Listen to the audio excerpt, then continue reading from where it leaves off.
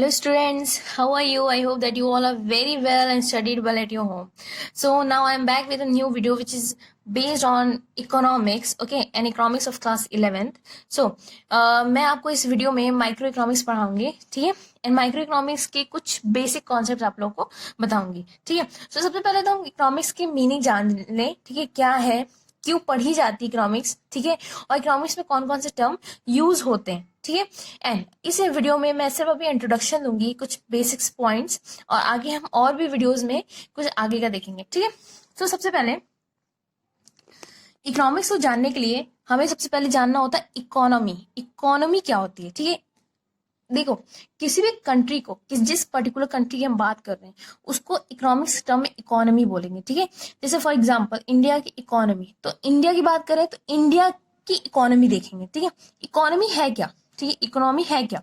So economy is a system which provides people the means to work and earn a living. Economic ऐसा system है जो लोगों को provide करती है, रिसोर्सेज प्रोवाइड करती है काम करने के लिए और उनको अपने सर्वाइवल के लिए, ठीक है, कमाने के लिए, खाने और कमाने के लिए जगह प्रोवाइड करती है।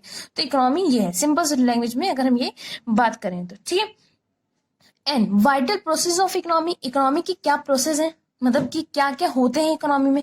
तो economy is a system which provides living to the people. Economy एक ऐसा सिस्टम है जो जिंदगी देती है किसको, लोगों को, for this objective to be fulfilled. इस ऑब्जेक्टिव को पूरा करने के लिए it is necessary that every economy should undertake 3 economic activities. ये भैया हमें खाने और कमाने के लिए क्या करना है कि भैया कोई कुछ एक्टिविटीज तो करनी पड़ेगी, तो वो एक्टिविटीज इकोनॉमिक एक्टिविटीज होती हैं। तो that is production, consumption and investment और कैपिटल फॉर्मेशन।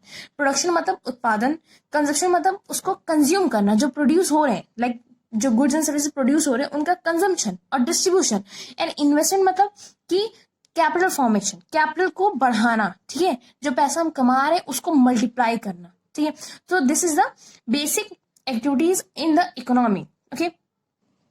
सो स्टूडेंट्स, अब हम ये देखेंगे कि हम इकोनॉमिक्स पढ़ते क्यों हैं, इकोनॉमिक्स जो सब्जेक्ट है वो हम क्यों पढ़ते हैं, क्या मतलब इसका रीजन क्या है।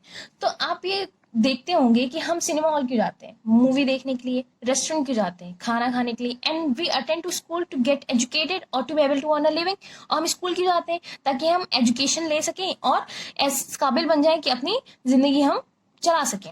तो it means every activity is conducted for specific reason, मतलब कि हर एक एक्टिविटी किसी ना किसी स्पेसिफिक रीजन की वजह से की जाती है। तो इकोनॉमिक्स को भी कुछ डिफरेंट एस्पेक्ट्स ऑफ इकोनॉमिक पढ़ने के लिए हम इकोनॉमिक्स को पढ़ते हैं, ठीक है। Economics is studied because it enable us to understand different aspects of the economy. Economy के कुछ डिफरेंट एस्पेक्ट्स को रीड करने के लिए हम इकोनॉमिक्स सब्जेक्ट पढ़ते हैं। So the main reason for study of economics can be simplified into a single word, like मतलब कि जो मेन रीजन है इकोनॉमिक्स पढ़ने का वो है स्कैर्सिटी। अब स्कैर्सिटी क्या है वो मैं अब आपको बताऊंगी। सबसे पहले इकोनॉमिक्स की डेफिनेशन देख लेते हैं, क्या है ये। Economics studies because it enables us to understand different aspects of the economy. Economy हम इसलिए पढ़ते हैं ताकि हमें इकोनॉमी के डिफरेंट एस्पेक्ट्स के बारे में पता लग सके। एक सिंपल से अगर डेफिनेशन मैं बताऊं तो ये है कि इकोनॉमिक्स इज द सब्जेक्ट, ये एक ऐसा सब्जेक्ट है in which we study how to allocate our limited resources. एक ऐसा सब्जेक्ट है जिसमें हम ये पढ़ते हैं कि रिसोर्सेज हमारे पास क्या है, इकोनॉमी के अंदर रिसोर्सेज या कहीं पे पूरी दुनिया में रिसोर्सेज कैसे हैं, लिमिटेड है। तो उन लिमिटेड रिसोर्सेज को हम किस जगह डालें ताकि हमारा वेलफेयर सबसे ऊपर हो, ठीक है। एक कंज्यूमर, एक प्रोड्यूसर, एक सोसाइटी क्या चाहते हैं।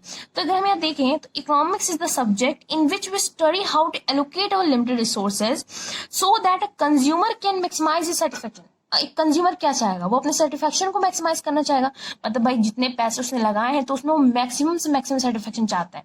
And a producer can maximise his profit, and producer क्या चाहता है कि वो जो सामान को प्रोडक्शन कर रहा है और जो उसको सेल कर रहा है उससे वो प्रॉफिट ज्यादा कमाए। And society can maximise their welfare, और सोसाइटी क्या चाहेगी कि उनका जो वेलफेयर है वो मैक्सिमाइज हो जाए। तो ये डिफरेंट एस्पेक्ट्स है जो अलग अलग लोग अलग अलग चीजें चाहते हैं, तो इसकी पढ़ाई को हम इकोनॉमिक्स बोलते हैं। बस सिंपल सी लैंग्वेज अगर मैं बताऊं तो इकोनॉमिक्स का मतलब ये है कि जो रिसोर्सेज लिमिटेड है उन्हें हम किस वे में एलोकेट करें ताकि हमारा वेलफेयर सबसे ऊपर हो, और जो रिसोर्सेज ऑलरेडी अवेलेबल है उसका ऑप्टिमम यूटिलाइजेशन हो पाए। ऑप्टिमम मतलब फुलर यूटिलाइजेशन, जितनी उनकी कैपेसिटी उतना हम यूटिलाइज कर सकें, okay. Now, the main reason for study of economics can be simplified to a single word scarcity. अब scarcity क्या है? Scarcity का मतलब limitation of resources in compare to its demand. Okay, so limitation of resources मतलब कि जितनी demand है resources की उसके कंपेयर में रिसोर्सेज क्या होते हैं, हमेशा लिमिटेड. भाई दुनिया का सबसे अमीर आदमी भी हर एक चीज नहीं पा सकता. तो समझ में आ रही चीज students. And students, if you really want, you can make notes from that video. This notes is very helpful for you. Okay, so यही मैं आपको बता रही हूँ कि स्कैर्सिटी का मतलब लिमिटेशन ऑफ रिसोर्सेज. रिसोर्सेज क्या हमारे पास लिमिटेड है. सो स्कैर्सिटी क्या है? Scarcity refers to situation when demand exceed supply.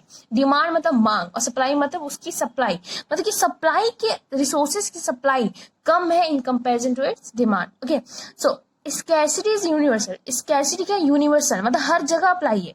That is every individual, organisation and economy faces scarcity of resources. मतलब कि हर इंसान फेस करता है स्कैर्सिटी ऑफ रिसोर्सेज, छोटे लेवल से लेके बड़े लेवल तक. तो every individual, organisation and economy faces scarcity of resources. So students, आप एक चीज देखोगे कि स्कैर्सिटी ऑफ रिसोर्सेज तो है, मतलब कि अवेलेबिलिटी ऑफ रिसोर्सेज क्या है, कम है कंपेयर टू डिमांड. तो स्कैर्सिटी ऑफ रिसोर्सेज एक सबसे बड़ी प्रॉब्लम है. ठीक है, scarcity of resources cause by economising of resources. अब ये जो वर्ड है इकोनॉमाइजिंग ऑफ रिसोर्सेज, इसका मतलब होता है optimum utilisation of available resources. मतलब कि जो रिसोर्स हमारे पास है उनका ही ऑप्टिमम यूटिलाइजेशन हम करें, क्योंकि रिसोर्सेज लिमिटेड है. तो हमें अपना सेटिस्फैक्शन मैक्सिमाइज करने के लिए क्या करना पड़ेगा, जो रिसोर्सेज अवेलेबल है उन्हीं का फुल यूटिलाइजेशन या ऑप्टिमम यूटिलाइजेशन करना पड़ेगा. ना जैसे कि यहाँ पे लिखा हुआ है economising of resources, this refers to making optimum use of available resources. ठीक है, अब हम एक चीज देखेंगे कि स्कैर्सिटी सिर्फ एक प्रॉब्लम नहीं है. प्रॉब्लम ये है कि जो रिसोर्सेज लिमिटेड तो हैं, रिसोर्सेज क्या है, लिमिटेड तो है, बट उनके पास अल्टरनेटिव यूज भी है. ओके, जैसे resource limitation of resources not the problem, in addition to being scarce, मतलब ये कम तो है लेकिन रिसोर्सेज ऑल्सो हैव अल्टरनेट और डिफरेंट यूजेस. मतलब कि जो रिसोर्सेज है, किसी एक रिसोर्स का सिर्फ यही नहीं कि हम सिर्फ एक जगह लगा सकते हैं, उसे कई जगह लगा सकते हैं. मतलब उनके पास क्या अल्टरनेटिव यूजेस हैं. ओके, तो alternate use of resources means that resource can be put to more than one use. Okay, इसका मतलब ये है कि कोई भी रिसोर्स किसी एक जगह से हम दूसरी जगह भी लगा सकते हैं. For example, let take an example. सबको ये बात पता है कि पेट्रोल क्या स्केयर है in relation to its demand. Petrol जो है वो कम है उसकी डिमांड के मुताबिक. तो but there is one more problem. In addition to its scarcity, इसकी स्कैर्सिटी की वजह से it is use not only in vehicles, सिर्फ वो व्हीकल्स में ही यूज नहीं होता, but also in machines, railway engine, airplane, generator etcetera. ये और भी जगह पे यूज होता है.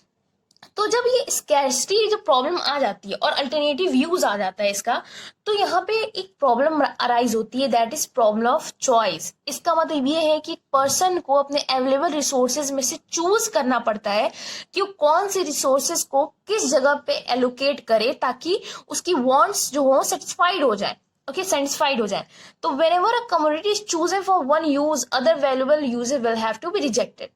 इसका मतलब ये है कि कोई भी अगर पर्सन एक रिसोर्स को एक यूज के लिए लगाता है तो ऑब्वियस सी बात है कि जो अदर यूजेस हैं उसको उन्हें पीछे रखना ही पड़ता है. ठीक है, तो अगर हम नोट्स पे देखें तो कैरेक्टरिस्टिक्स ऑफ रिसोर्सेज अगर हम देखें तो रिसोर्सेज की कैरेक्टरिस्टिक्स कैसी होती हैं स्टूडेंट्स, जो मैं आपको बता रही हूँ बहुत इंपॉर्टेंट एग्जाम के पॉइंट ऑफ व्यू से. ठीक है, तो ये रिसोर्सेज की कैरेक्टरिस्टिक्स क्या होती हैं, resources are limited, human wants are limited and resources have alternative uses.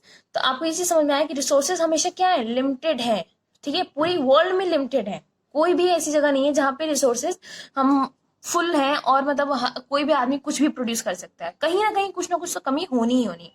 And human wants are unlimited. Human wants कैसे अनलिमिटेड, ह्यूमन वांट्स अनलिमिटेड क्यों कहा जाता है, क्योंकि भैया जब तक एक पर्सन जीता है उसकी जरूरतें बढ़ती जाती. इसका मतलब ये है कि जब एक वांट सेटिस्फाइड होती है तो दूसरी वांट अपने आप ही बन जाती है. भाई ये तो वांट्स और जो नीड्स है वो एक दूसरे की मोटिवेटर होती है. मतलब एक वांट्स कंप्लीट हुई तो दूसरी वांट्स पैदा हो गई.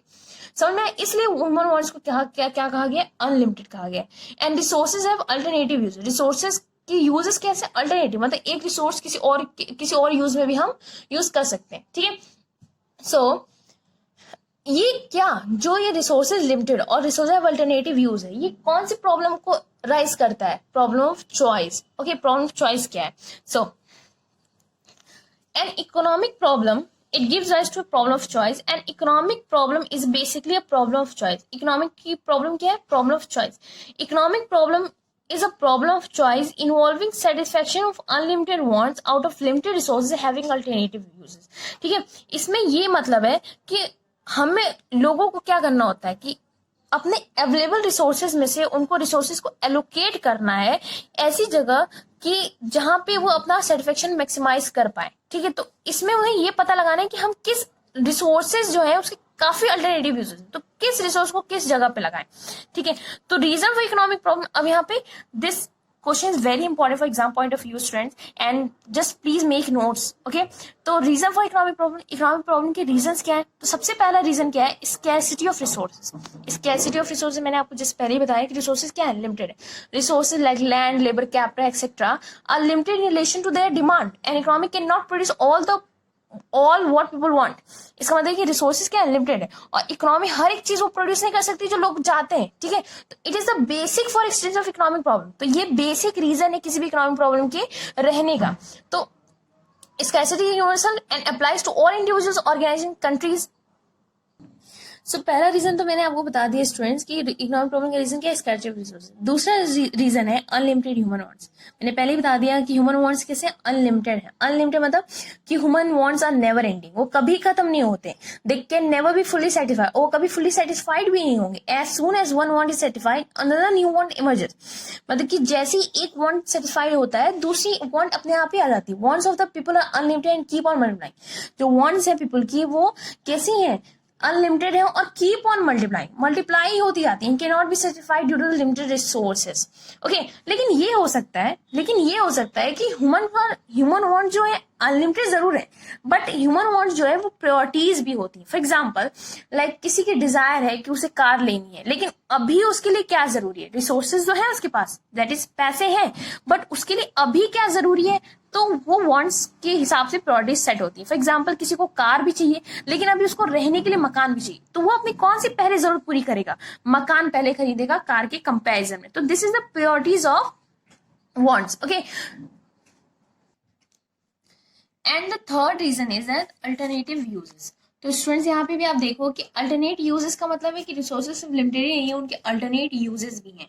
ओके, सो फॉर एग्जाम्पल मैंने भी आपको समझाया था, पेट्रोल का एग्जाम्पल दिया था आपको कि पेट्रोल सिर्फ व्हीकल्स में यूज नहीं होता, जबकि हम उसको यूज करते हैं मशीन्स को रन करने में, जनरेटर्स को चलाने में। As a result economy has to make choices between the alternative uses of given resource. मतलब कि इकोनॉमी को चॉइसेस करने पड़ते हैं कि किसमें जो रिसोर्सेज है उसमें चूज करना पड़ते हैं कि कौन से रिसोर्स को किस जगह पे हम लगाएं।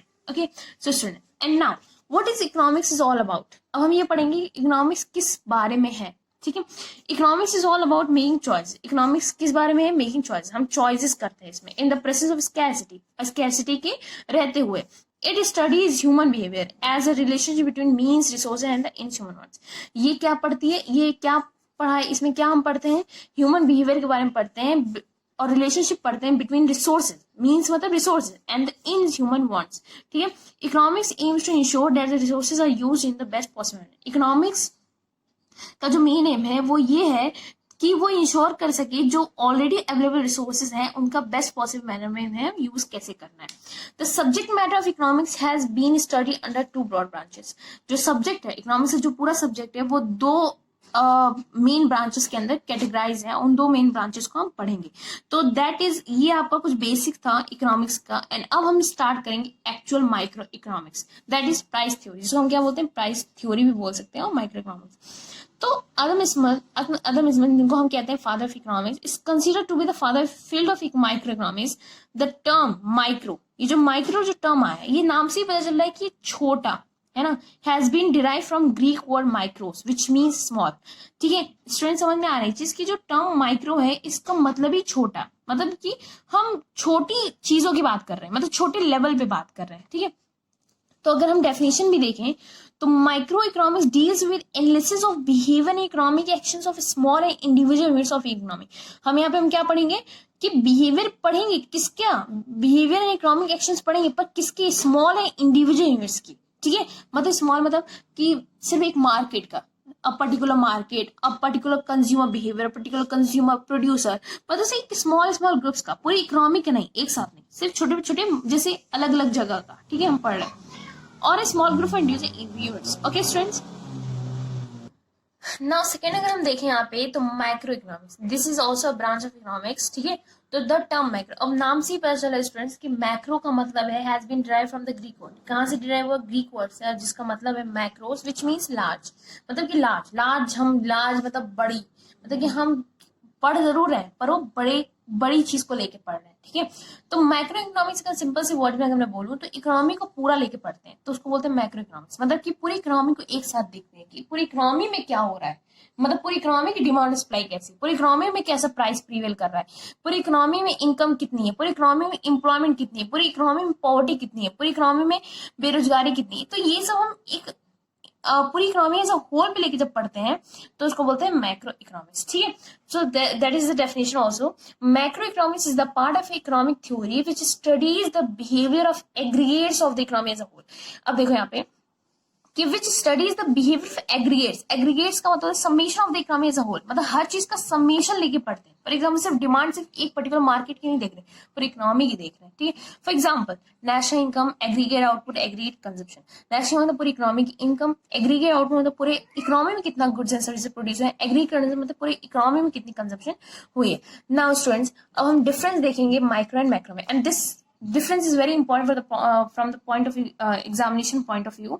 सो आप लोग, मैं यही चाहूंगी कि आप लोग नोट्स बनाते चलिए इस पे, ठीक है। नाउ अब हम देखें यहाँ पे basic in micro economics and macro economics. तो मीनिंग सबसे पहले मैंने आपको बताया दिया है कि meaning micro economics is that part of economics theory which studies the behaviour of individual units of an economy, and micro economics that part of economic theory which studies the behaviour of aggregate of the economy as a whole, जिसमें हम पूरी economy को एक साथ लेके पढ़ते हैं, ठीक है।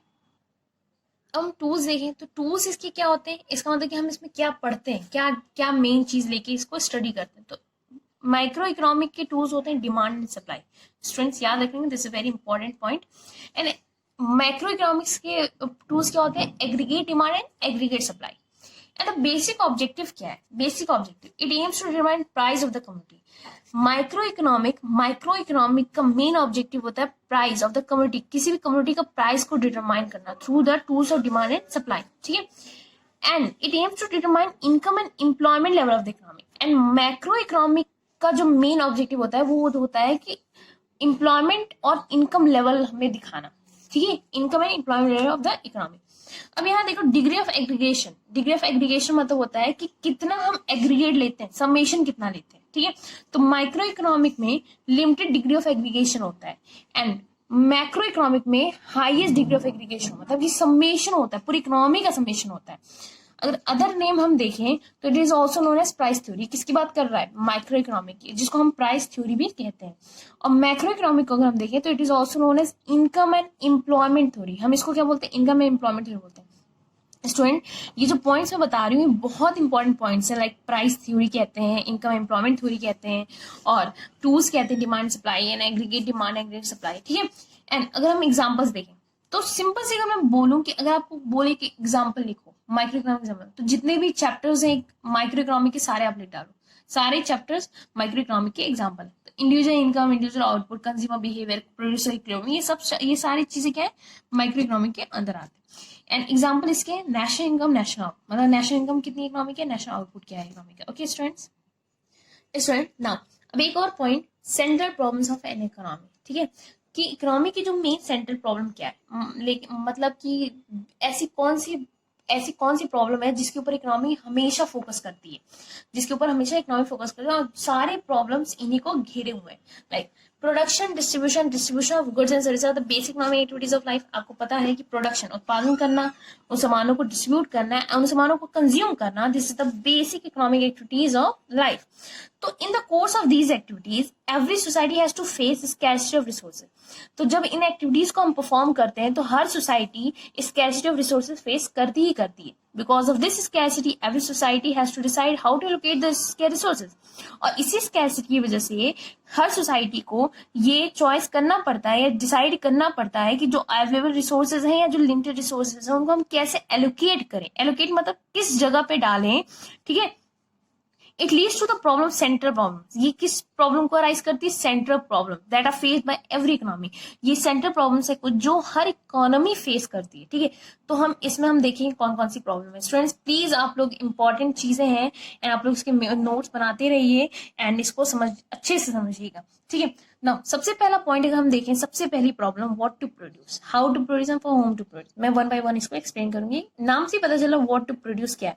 So these problems are called central problems because these are the most basic problems of an economy and all other problems revolve around them. ये वो प्रॉब्लम्स हैं, ये सेंट्रल प्रॉब्लम्स हैं और ये बेसिक प्रॉब्लम्स हैं जिसके अगल बगल सारी प्रॉब्लम्स घूमती है इकोनॉमी की, ठीक है। तो इस पे सबसे पहले मेन फोकस करना है। तो सबसे पहले इसमें हम देखें तो इसमें सबसे पहले आता है what to produce. What to produce अगर मैं ओरली आपको बात बताऊं तो व्हाट टू प्रोड्यूस में इकोनॉमी को ये डिसाइड करना पड़ता है कि हम कौन सा गुड्स प्रोड्यूस करें और किस क्वांटिटी में प्रोड्यूस करें, कौन सी गुड्स प्रोड्यूस करें और किस क्वांटिटी में प्रोड्यूस करें, ताकि जो सोसाइटी का वेलफेयर है वो मैक्सिमम हो पाए और जो रिसोर्सेज का यूटिलाइजेशन है वो ऑप्टिमम हो पाए। Okay, so this problem involves selection of goods and services to be produced and the quantity to be produce of each selected commodity. क्या लिखा हुआ है कि इस प्रॉब्लम के अंदर हम क्या देखते हैं कि कौन सी गुड्स एंड सर्विसेज को प्रोड्यूस करें और किस क्वांटिटी में करें। जो हमने सिलेक्ट कर लिया है गुड्स, अब हमने सिलेक्ट भी कर लिया तो उस सिलेक्टेड गुड्स को किस क्वांटिटी में प्रोड्यूस, मतलब किसका कितना बनाए। Like the problem for to produce has two aspects. इस प्रॉब्लम में दो एस्पेक्ट है, that is what possible commodities to be produced, मतलब कि कौन सी commodities प्रोड्यूस करें, लाइक कंज्यूमर गुड्स प्रोड्यूस करें, राइस, व्हीट, क्लोथ्स एक्सेट्रा, या कैपिटल गुड्स प्रोड्यूस करें, like machinery equipment etcetera. Capital goods students वो गुड्स होते हैं जो प्रोडक्शन प्रोसेस में यूज होते हैं, okay. Civil goods, bread butter etcetera, या war goods, guns, tanks etcetera. तो ये सारे गुड्स स्टूडेंट्स इंपॉर्टेंट है। तो हमें इस प्रॉब्लम में यही चीज डिसाइड करना होता है कि कौन से गुड्स को प्रोड्यूस करें और किस क्वांटिटी में प्रोड्यूस करें, ताकि जो हमारे रिसोर्सेज उनका बेस्ट पॉसिबल मैनर में यूज भी हो पाए एंड सोसाइटी का वेलफेयर भी हो पाए। ओके, सो सेकंड है how much to produce, and second aspect इसका क्या है कि हाउ मच, कितना प्रोड्यूस करना चाहिए हमें, किस क्वांटिटी में करना चाहिए। तो it involves a decision regarding the quantity to be produce. इसके अंदर कौन सा डिसीजन हमें लेना है कि किस क्वांटिटी में प्रोड्यूस करें of consumer and capital goods, civil and war goods and so on. मतलब कि कंज्यूमर और कैपिटल गुड्स का कितना क्वांटिटी प्रोड्यूस करें, सिविल एंड वॉर गुड्स का कितना क्वांटिटी प्रोड्यूस करें। अगर हम सेकेंड प्रॉब्लम देखें तो हाउ टू प्रोड्यूस। अब तो हमने ये डिसाइड कर लिया कि कौन से गुड्स प्रोड्यूस करें और किस क्वांटिटी में प्रोड्यूस करें। अब हमें ये डिसाइड करना है कि भैया कैसे प्रोड्यूस करें, कैसे मतलब कौन सी टेक्निक से प्रोड्यूस करें, ठीक है। ज्यादा लोगों का इस्तेमाल करें या ज्यादा मशीनों का इस्तेमाल करें। तो यहाँ पे वही है कि this problem refers to selection of technique to be use for production of goods and services. इस प्रॉब्लम में हम क्या देखते हैं कि कौन सी टेक्निक यूज करें गुड्स एंड सर्विसेज को प्रोड्यूस करने में। तो techniques are classified as labour intensive techniques, capital intensive techniques, ठीक है। तो लेबर इंटेंसिव टेक्निक्स में क्या होता है कि more labour and less capital in the form of machine etcetera is used. मतलब कि लेबर इंटेंसिव में हम लेबर का ज्यादा यूज करते हैं इन कंपैरिजन टू मशीन्स, ठीक है। एंड कैपिटल इंटेंसिव में क्या होता है कि they are more capital and less labour is used, okay. कि मोर कैपिटल को यूज करें, लेस लेबर को। कैपिटल का मतलब यहाँ पे कि मशीन्स का यूज कर रहे हैं, ठीक है, मशीनों का। For example in India labour intensive technique is preferred. बोला गया है कि इंडिया में लेबर इंटेंसिव टेक्निक यूज किया जाता है due to the evidence of labour. क्यों? क्योंकि यहाँ पे लेबर की अमाउंट ज्यादा है। Whereas countries like USA, in England etcetera prefer capital intensive technique due to the shortage of labour and evidence of capital. वहां पे पैसा ज्यादा है, वहां पे मशीन्स का यूज, टेक्नोलॉजी ज्यादा यूज हुई, तो वहां पे हम कैपिटल का यूज करते हैं इन कंपेरिजन टू लेबर। सो जिस कंट्री में, जिस इकोनॉमी में जो चीज ज्यादा है वहां पे उस रिसोर्सेज का बेस्ट पॉसिबल यूज करना चाहिए, ओके स्टूडेंट्स। अब जो थर्ड प्रॉब्लम है फॉर होम टू प्रोड्यूस। अब इस प्रॉब्लम में क्या होता है स्टूडेंट कि हमने ये डिसाइड कर लिया कि क्या बनाना है, किस क्वांटिटी बनाना है, फिर ये भी डिसाइड कर लिया कि कैसे बनाना है। अब हमें ये देखना है कि किस कैटेगरी ऑफ पीपल के लिए बनाएं, मतलब जो गुड्स बना रहे हैं वो किसके लिए बनाएं, ज्यादा अमीरों के लिए बनाएं या ज्यादा गरीबों के लिए बनाएं या ज्यादा मिडिल क्लास फैमिली के लिए बनाएं, ठीक है। तो ये भी एक चीज है डिसाइड करने वाली। तो this problem relates to the distribution of produce goods and services among the individuals within the economy. ये क्या बोल रहा है कि डिस्ट्रीब्यूशन मतलब होता है जो गुड्स एंड सर्विसेज बनाए हैं वो उनको डिस्ट्रीब्यूट करना, मतलब लोगों तक पहुंचाना, produce goods and services among the individuals within the economy. That is selection of the category of people who will ultimately consume the goods. मतलब हम ये देख रहे हैं कि कंज्यूमर को हम डिसाइड कर रहे हैं कि किस कंज्यूमर के लिए हम बनाएं। कंज्यूमर से कि कैटेगरी क्या हो सकती है, रिच हो सकती है, पुअर हो सकती है, मिडिल हो सकती है. That is whether to produce good for more poor and less rich, और more rich and less poor. मतलब ये हमें डिसाइड करना है कि हम ज्यादातर पुअर के लिए बनाए और लेस रिच के लिए बनाए, और रिच के लिए ज्यादा बनाए और लेस पुअर के लिए बनाए. तो इस प्रॉब्लम में हम ये चीज यहाँ पे हम देखते हैं. सो स्टूडेंट्स, ये कुछ कॉन्सेप्ट्स थे आपके इकोनॉमिक्स के. इकोनॉमिक्स क्या होते हैं और उसके क्या ब्रांचेस हैं, माइक्रो इकोनॉमिक्स और मैक्रो इकोनॉमिक्स. अगली वीडियो में मैं इकोनॉमिक्स के ऊपर और भी सारी चीजें लेके आऊंगी, लाइक अपॉर्चुनिटी कॉस्ट क्या है, पीपीसी क्या है. सो आज के लिए सिर्फ इतना ही, एंड नेक्स्ट वीडियो में हम कुछ और भी देखेंगे. एंड अगर आप लोगों को वीडियोस अच्छी लगती हैं तो do share, subscribe and like my videos. And also just if you have any query regarding any question, so you can comment below my video. And okay, actually सिर्फ इतना ही. Thank you.